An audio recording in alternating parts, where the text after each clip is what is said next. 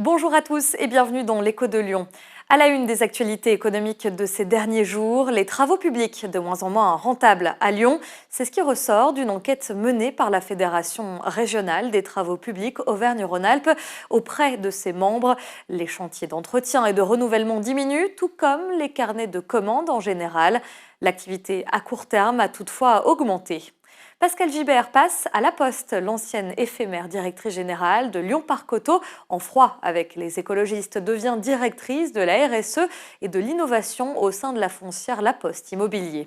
2 millions d'euros, ce sont les fonds que va tenter de lever We Dress Fair, la société lyonnaise qui vend des vêtements respectueux de l'environnement et des conditions de travail entend élargir son catalogue. Et puis April s'implante outre-Rhin. Le leader de courtage grossiste en assurance annonce créer April International GmbH à Cologne, en Allemagne, à destination des expatriés allemands. Ce service doit proposer des solutions d'assurance santé internationale. Je vous laisse en compagnie de Damien Gouy-Perret et de son invité.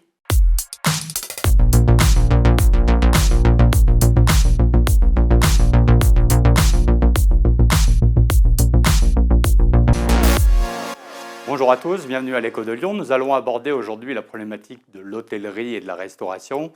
Nous n'allons pas aborder le tourisme à l'étranger, mais bien le tourisme en Auvergne-Rhône-Alpes, car entre le Covid, l'absence de clientèle russe liée à la guerre en Ukraine, le télétravail, l'inflation, on peut se poser sérieusement la question de savoir si le tourisme de luxe en Auvergne-Rhône-Alpes ne souffre pas. Pour évoquer ce climat délicat, nous allons recevoir Jean-Claude Lavorel, qui est un expert dans ce domaine-là, chef d'entreprise avec un parcours assez exemplaire. Jean-Claude Lavorel, bonjour. Bonjour. Avant d'entrer dans le vif du sujet, il faut rappeler que vous avez créé en 1989 LVL Médical, qui n'a rien à voir avec ce que vous faites aujourd'hui, parce qu'aujourd'hui, on est dans un secteur plutôt hôtellerie et restauration. Vous l'avez revendu à Air Liquide en partie en 2012. Comment vous êtes arrivé à créer cette entreprise finalement ? LVL Médical, je l'ai créé parce que j'étais déjà dans le monde de la santé, que j'étais convaincu, mais pour une question tout à fait personnelle, j'avais été hospitalisé quand j'étais très jeune, je suis resté relativement longtemps à l'hôpital, et je me suis rendu compte que quand on sortait et qu'on rentrait chez soi, on était moins malade, parce qu'on était chez soi, parce que on dormait mieux sur des lits que sur des lits d'hôpitaux, parce que c'était moins bruyant, parce qu'on avait une meilleure cuisine, parce qu'on s'habillait, on se lavait, on s'habillait, enfin, alors que l'hôpital, on reste en espèce de chemise de nuit à déambuler dans des couloirs éventuellement, et que je me suis dit, c'est un métier d'avenir, ça c'est évident, mais surtout ça répond sûrement à une attente. Voilà, c'est la raison pour laquelle je me suis lancé dans... Alors en 2012, vous cédez une grosse partie de LVL Médical. La France. Voilà, et puis vous avez surtout acheté votre premier hôtel en 2003 à Courchevel. Est-ce que déjà vous aviez l'idée de développer un groupe hôtelier en 2003 ? C'était vraiment une opportunité ? C'était un coup de cœur ? Alors, absolument pas l'idée de créer un groupe dans l'hôtellerie, mais ça a été une opportunité et en même temps un coup de cœur, parce qu'on m'a présenté ça suite à la vente de mon chalet. Et c'est vrai que j'ai été séduit par cet établissement, même si j'étais pas hôtelier. Je me suis dit, c'est pas grave, je vais connaître un nouveau métier.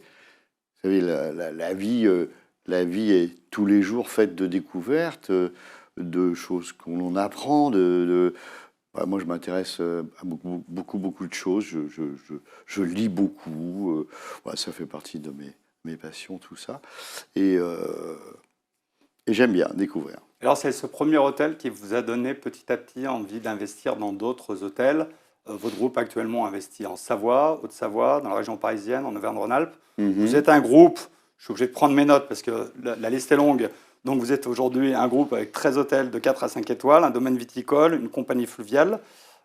Est-ce que, puisque vous touchez plutôt une clientèle haut de gamme, est-ce qu'aujourd'hui c'est facile de faire du haut de gamme dans le contexte actuel ?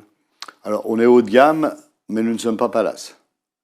C'est-à-dire qu'en fait, on pratique encore des prix tout à fait abordables. Et nous avons... on a fait des très belles saisons, aussi bien à la montagne la saison dernière que cet été, et essentiellement et majoritairement avec une clientèle française et européenne. Relativement peu, sauf à Courchevel, je vous rassure. Mais en tout cas, dans la région, que ce soit Annecy, que ce soit le château de Bagnoles, que ce soit le Jules Verne à Ivoire. On a une clientèle qui est très franco-française. Est-ce que vous citiez Courchevel, est-ce que l'absence des Russes impacte finalement votre clientèle? Est-ce que vous les avez vus partir? Est-ce que ça crée un appel d'air? Non, non, alors on les a vus partir, bien évidemment. Fin février, ils ne sont pas restés, et pour cause. Mais nous, ça représentait à peine, enfin, si peut-être à peine 10%, je ne sais pas, de notre clientèle. On n'a pas fait la statistique. Et immédiatement, comme il y avait une forte demande l'hiver dernier, suite au Covid, etc., immédiatement, on a rempli avec des Anglais. Donc, on n'a pas été impacté du tout par l'absence des Russes. Alors, en dehors de Courchevel, vous avez quand même une clientèle d'affaires. Est-ce que vous n'avez pas été impacté par le Covid et par finalement les suites du Covid, le télétravail? Est-ce que vous n'avez pas perdu une grosse partie de votre clientèle liée à ça? Mon Dieu, si, Covid, bien évidemment, puisque pendant près d'1 an, j'ai eu tous mes hôtels fermés, les bateaux, tout était à l'arrêt. Et je peux vous dire que malgré les aides, et moi là, j'ai obligé de dire bravo à ceux qui nous gouvernent, en tout cas à l'époque, c'est qu'on a été aidés comme je pense peu de pays l'ont été, aussi bien au niveau du travail, de la prise en charge là, par le chômage partiel, voilà, c'était que des aides après sur les frais fixes que nous avons perçus. Bon, on a fait c'était une année de perte, c'est évident, mais ça aurait pu être une année catastrophique, et ça l'a pas été. Mais est-ce que le télétravail aujourd'hui, justement, vous permet quand même de retrouver votre clientèle ou vous avez perdu définitivement une partie de clientèle? Non, pas dans nos métiers. On ne peut pas télétravailler en cuisine, on ne peut pas télétravailler au service, on ne peut pas télétravailler quand on est dans un hôtel. Le client, il est là et on ne peut pas lui dire bah, appelez-nous. Je pensais plutôt à vos clients, en fait, hein, qui venaient moins, justement, à cause du télétravail. Oui, alors on a eu cette période. Alors, on a eu même cette année, alors moi, mon exercice se termine le 30 septembre. Donc, nous avons eu fin décembre et janvier. C'était un peu compliqué parce qu'on a eu beaucoup d'annulations de séminaires, puisqu'il y avait une recommandation pour ne pas se réunir, pas faire des réunions, des repas de fin d'année, etc. Tout ce, vous en souvenez, hein, c'est pas si vieux que ça. Donc, effectivement, c'était un passage difficile. Immédiatement après, c'est reparti mieux qu'avant. Alors, on dit de Jean-Claude Lavorel que c'est l'homme qui marche sur les eaux lyonnaises depuis quelque temps, puisque vous venez d'acquérir un 6e bateau avec le Saint-Exupéry, qui est un bateau de 37 mètres, Ouais. si ma mémoire est bonne, sur 7 35 mètres de large, Oui, c'est ça. qui peut accueillir jusqu'à 120 personnes en format cocktail, si ma mémoire est bonne. Ma question est, est-ce que Lyon, avec 2,7 millions de touristes par an, c'est suffisant justement pour remplir vos bateaux, pour remplir votre hôtellerie? Alors, ça l'était. Ça l'était, sauf qu'on vient d'avoir une décision non concertée. C'est-à-dire qu'on a découvert qu'à partir de 20h, les monuments étaient éteints. Par conséquent, nous qui avons une clientèle touristique qui fait des promenades sur la Saône en particulier, pour visiter, donc on a des guides qui expliquent les monuments, etc. Bon, en journée, ça ne pose pas de problème. Mais le soir, nous avons des dîners sur nos bateaux servis par notre équipe de restauration qui est en cuisine sur les bateaux. C'est pas du réchauffé, hein, c'est vraiment de la cuisine fraîche. On ne peut pas promener les gens et leur expliquer que là, il faut qu'ils devinent, mais vous avez le palais de justice, les 24 colonnes, là, il faut qu'ils devinent que, etc. C'est fini, quoi. C'est-à-dire qu'en clair, sans concertation, on met à mal une entreprise, ses salariés, donc c'est une 50aine de salariés quand même sur les bateaux, qui sont très motivés, très impliqués, qui pour la plupart sont là depuis des années. On est des salariés très fidèles et qui sont un peu désespérés, c'est-à-dire qui se disent qu'est-ce qu'on va devenir demain. Et sur le sujet, vous avez eu un échange avec le maire de Lyon. Est-ce que vous aviez été informé déjà de cette coupure de la lumière à 20h le soir? Absolument pas. Absolument pas. On avait compris, nous, qu'a priori, et ça me paraissait presque normal, qu'à partir de 23h, bon, il y a des économies qui soient faites et que des monuments soient éteints, mais pas à 20h, comme c'est le cas. Et alors, échange aucun. Aucun. Vous avez essayé de rentrer en contact avec la municipalité? On a fait un courrier à monsieur le maire, monsieur Grégory Doucet.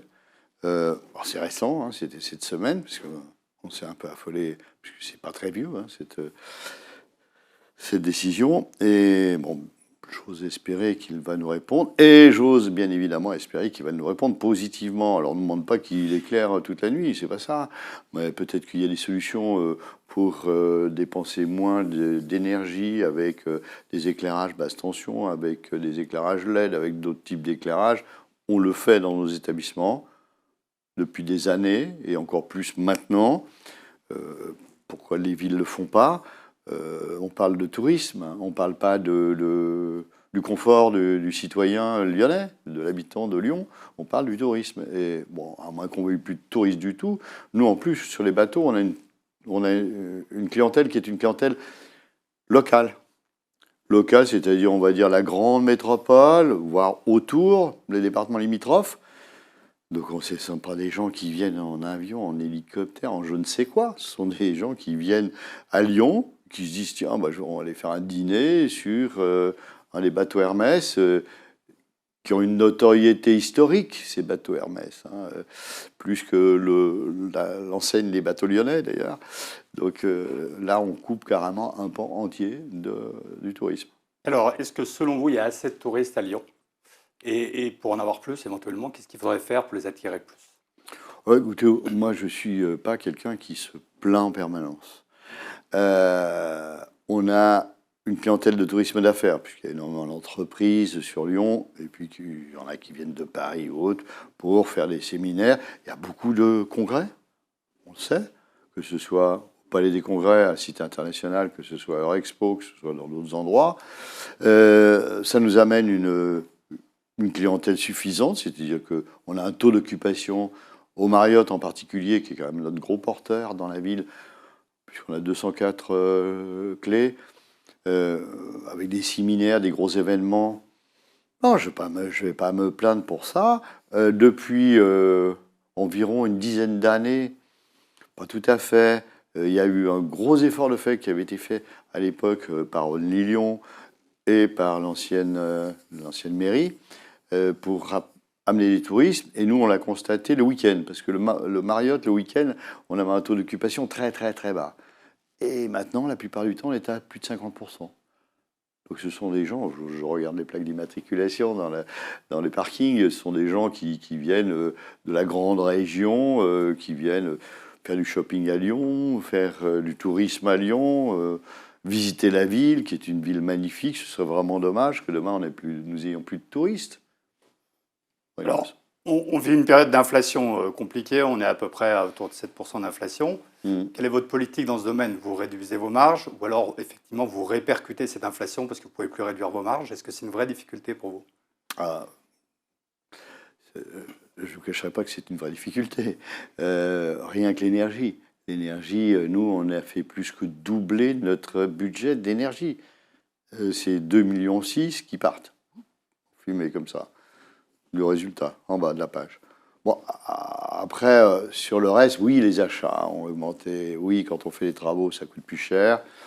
Mais nous n'avons pas répercuté entièrement. On a monté nos prix parce qu'on ne peut pas non plus... je suis un gestionnaire. Je ne vais pas dire, bon, c'est pas grave si on perd de l'argent. Une entreprise, ça ne doit pas perdre d'argent.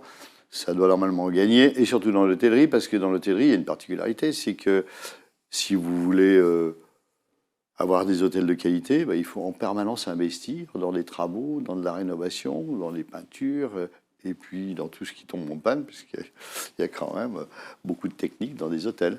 Alors, si vous voulez une hôtellerie de qualité, il faut une main-d'œuvre de qualité également. On a une problématique en France depuis la fin du Covid en matière de main-d'œuvre dans la restauration et dans l'hôtellerie. Est-ce que vous êtes touché directement ou est-ce que le fait d'être plutôt dans le haut de gamme, c'est une main-d'œuvre qui est différente? Non. C'est exactement la même problématique, haut de gamme, bas de gamme, etc. Il n'y a pas de différenciation. Non, nous avons été fortement touchés à la réouverture, vraiment. Alors, pas par des départs de salariés, mais par majoritairement, on n'arrivait pas à recruter de nouveaux salariés. Et puis, j'ai pris une décision, alors 2 décisions. Au mois d'avril, nous avons augmenté tous les salaires. Au mois de juin, nous avons fait un questionnaire QVT, qualité de vie au travail, pour demander à tous nos salariés qui nous classent par ordre, ceux qui souhaitaient, leurs souhaits. Alors, leur souhait, en premier, c'était l'argent. Donc, nous y avons répondu en mettant en place un système de primes. Prime pour le samedi, puisque je travaille le samedi. Prime le dimanche, pour ceux qui travaillent le dimanche. Prime de coupure, pour ceux qui ont des coupures. Et puis, la mise en place d'un intéressement et la fameuse prime de partage. Et je trouve que le mot prime de partage est tout à fait intéressant parce que, en ce qui me concerne, ce qui est agréable, c'est de pouvoir partager avec ses salariés. C'est pas uniquement de se dire, moi, je vais m'en mettre plein les poches. Bon, moi, personnellement, j'ai de quoi vivre. Je ne suis pas tout jeune, donc j'ai de quoi vivre largement jusqu'à la fin de mes jours. Après, mon Dieu, après moi, le déluge. Ça, c'était la première chose. La deuxième, c'était qu'on leur apporte une qualité. Donc, dans la qualité, on a réfléchi à beaucoup de choses et on a mis en place, dans la plupart de nos établissements, des massages. Pour les salariés. Pendant le temps de travail, pour les salariés. De la réflexologie. Et je peux vous dire qu'ils apprécient énormément. Et puis, ils souhaitaient avoir encore plus de convivialité. Donc, tous les services organisent à tour de rôle des team building. Alors, c'est aller dans des zones, vous savez, où paintball, et puis où on cherche à être le premier à trouver les game zones, des trucs comme ça. Oui. Et des soirées. Alors, par exemple, dimanche soir prochain, là, dans peu de jours, on fait une grosse soirée des salariés de la région. Des salariés qui peuvent venir, parce que dans l'hôtellerie, il faut quand même toujours être ouvert, il faut toujours répondre aux clients. Donc, c'est pas un tirage au sort, mais il y en a qui disent, oui, moi, ça m'intéresse moins, pour X raisons. J'ai une famille, j'ai pas envie d'aller dormir à Lyon et de rentrer tard. Donc, on fait ça dans notre hôtel Marriott. Il y a 270 personnes qui ont répondu présent de la région, une fois de plus. Et nous avons fait la même chose au mois de mai pour la région parisienne. On a fait une grosse soirée. Donc, c'est une très belle soirée où on fait nous-mêmes, parce qu'on a des services etc. Donc, on organise tout nous-mêmes. C'est sur le thème de la montagne, de l'hiver. Donc, les gens vont s'habiller un petit peu montagne. Il y a un arbre à fondu, il y a raclette, il y a tout ce qui correspond. Convivial. Voilà. Et c'est très convivial. En règle générale, les gens repartent très, très tard, mais heureux. Ok, c'est important. Oui, mais moi j'aime ça, l'esprit d'équipe, les voir avec le sourire. Justement, c'est ce que j'allais vous demander. À 74 ans, qu'est-ce qui vous fait encore courir? Vous avez une vie d'entrepreneur qui est bien remplie. Vous êtes encore pleinement investi dans votre entreprise. Qu'est-ce qui vous fait encore courir? Pourquoi vous continuez? Pourquoi vous ne passez pas à autre chose? Pourquoi vous ne profitez pas de la vie, finalement? Oui, je passe à quoi? Un autre métier encore? Pourquoi pas?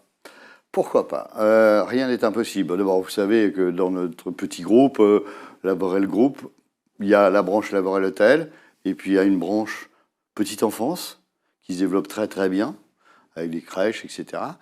Et il y a enfin une branche santé. Ça, c'est quand même ma petite histoire, donc je ne peux pas l'arrêter complètement. Donc ce qui me fait courir, moi, c'est d'être au milieu de mes équipes, d'être avec eux, de participer à la dynamique, de partager des idées, des projets. J'adore ça, franchement. Et souvent, on me pose cette question, on me dit, mais pourquoi tu ne profites pas? Mais profiter, c'est quoi? C'est s'asseoir dans un fauteuil avec un journal, et puis petit à petit attendre la fin? Alors ça ne m'intéresse pas. Donc tant que je serai en forme, parce que ça, c'est pas moi qui vais décider de ma forme, je m'entretiens, mais ça ne suffit pas toujours. Tant que je serai en forme, je travaillerai. Peut-être un peu moins, peut-être en me ménageant des moments de repos, de loisirs, etc. Parce que je ne suis pas une machine non plus. Mais je reste au milieu de mes équipes, j'adore ça. Alors, au rythme de vos acquisitions, j'imagine que vous avez déjà un œil sur un nouveau projet. On peut en dire plus? C'est trop tôt? Alors, pas vraiment de nouveaux projets. On avait un hôtel qui est en construction, qui devait ouvrir le 1er décembre, qui, hélas, en raison de problèmes du promoteur et pas de nous-mêmes, on reporte et on ne sait pas jusqu'à quand parce qu'il est loin d'être terminé. Donc c'est un gros porteur à Colombes, dans le 92, 240 numéros, avec un rooftop, enfin un très très beau projet que les gens attendaient. On était obligé d'annuler nos réservations. Et on en a un autre qui est Porte de Versailles. C'est tous des Copsters, ça, puisqu'on a créé cette enseigne. Porte de Versailles qui doit ouvrir normalement, on va dire, dans le courant de l'été prochain. Et là, on a 128 numéros, pas de restauration. Donc ça, c'est magnifique. Et très près du parc des expositions de la Porte de Versailles. Si je peux me permettre, je voudrais quand même ajouter une chose. C'est que, oui, on est une entreprise, bien évidemment, oui, on travaille aussi pour respecter la planète, faire des tas de choses qui s'imposent et qui nous semblent normales. On a un responsable RSE, on a des correspondants RSE dans tous nos établissements. Mais je trouve qu'il faut aussi qu'on ait un sens. Et aussi bien mes équipes que moi-même. Et on fait beaucoup d'opérations, on va appeler sociales, comme récemment l'organisation d'une soirée au profit du Centre Léon Bérard, où on a récolté beaucoup d'argent. Ils ne s'attendaient pas à ça, mes amis du centre, et ils étaient ravis de ça. Comme Noël Ensemble, où on reçoit des personnes isolées, des personnes souvent un peu âgées, qui sont seuls chez eux ou dans des EHPAD, et on leur fait une soirée le 24 décembre, le soir de Noël. Oui, vous faites ça depuis plusieurs années d'ailleurs. Voilà, mais c'est tellement important pour moi d'abord, mais pour mes équipes aussi, parce qu'ils adorent ça. Ils adorent ça. Voilà. Alors je ne vais pas tout vous citer parce qu'on fait beaucoup de choses. Et je trouve que si on ne travaille pas comme ça, la vie perd un peu de son sel quand même. Hein. Voilà. Donc c'est un peu ma façon de voir les choses. Jean-Claude Lavorel, merci en tout cas. C'est moi qui vous remercie. Juste pour mémoire, je vous rappelle qu'en 2019, on comptait 161 millions de nuitées pour 21 milliards d'euros de chiffre d'affaires dans la région Auvergne-Rhône-Alpes. Donc la région Auvergne-Rhône-Alpes est la deuxième région derrière l'Île-de-France en matière de tourisme. Donc c'est un vrai poids et ça génère 181 200 emplois directs. Donc c'est quelque chose qui est très important.